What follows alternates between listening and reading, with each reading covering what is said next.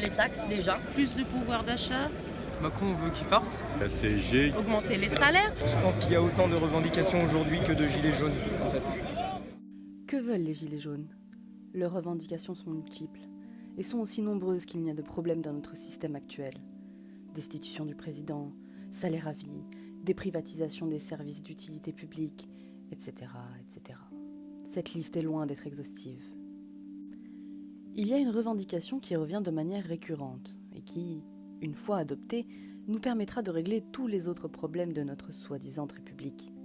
Le référendum d'initiative citoyenne. La seule solution valable au jour d'aujourd'hui, à mes yeux, c'est le RIC. Ce serait d'avoir un référendum d'initiative citoyenne. Un référendum d'initiative citoyenne. Les gilets jaunes crient haut et fort n'avoir aucun porte-parole. Ils ne veulent plus être représentés. Chaque citoyen veut pouvoir faire entendre sa voix pour tous les sujets importants de son pays. Et justement, ce référendum, le RIC ou RIP pour populaire, permettra à chacun d'entre nous d'exercer directement cette souveraineté nationale et ne pas se reposer uniquement sur nos représentants. Mais qu'est-ce que ce référendum ? Le RIC est une procédure législative dont l'initiative appartient exclusivement au peuple.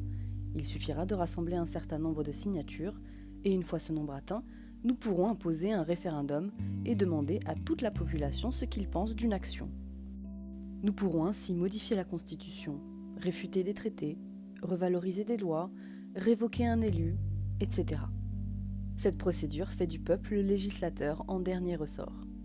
C'est la porte ouverte à notre pouvoir populaire. Dans notre système politique dit représentatif, les citoyens, une fois leur bulletin mis dans l'urne, n'ont plus leur mot à dire pour les 5 années à suivre. Et nous avons bien vu les dérives de ce système. Voici l'article 3 de notre Constitution. La souveraineté nationale appartient au peuple, qui l'exerce par ses représentants et par la voie du référendum. Il faudra le modifier en rajoutant quelques mots. Et par la voie du référendum, d'initiative citoyenne en toute matière, y compris constitutionnelle et de ratification des traités. Cet article ne peut être modifié que par voie référendaire. Mais pas que.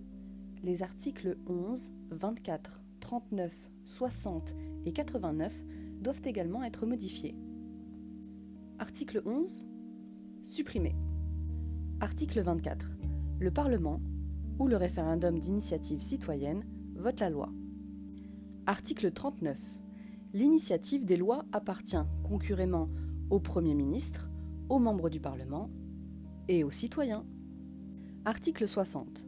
Le Conseil constitutionnel veille à la régularité des opérations de référendum prévues aux articles 3 et 89 et au titre 15. Article 89. L'initiative de la révision de la Constitution appartient concurremment au Président de la République sur proposition du Premier ministre, aux membres du Parlement et aux citoyens.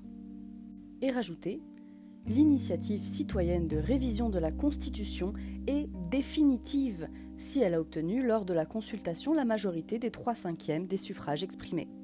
Une fois cela instauré, quels en seront les bénéfices ? Plus de fausses promesses. Un élu nous promet monts et merveilles mais ne s'y tient pas une fois en place. La maîtrise de notre destin. Nos représentants ne s'activent pas sur un point qui nous tient à cœur. Évite le gaspillage de l'argent public. Une pharaonique dépense inutile en vue. Une arme anti-corruption. Un élu favorisant un projet de loi qui servirait leurs intérêts. Une meilleure concertation. Nos représentants ne veulent pas prendre en compte nos réticences sur certains points d'une loi qu'ils veulent mettre en place. Une meilleure stabilité juridique. Une loi adoptée par un camp ne convient pas à l'autre. Favoriser l'égalité des chances.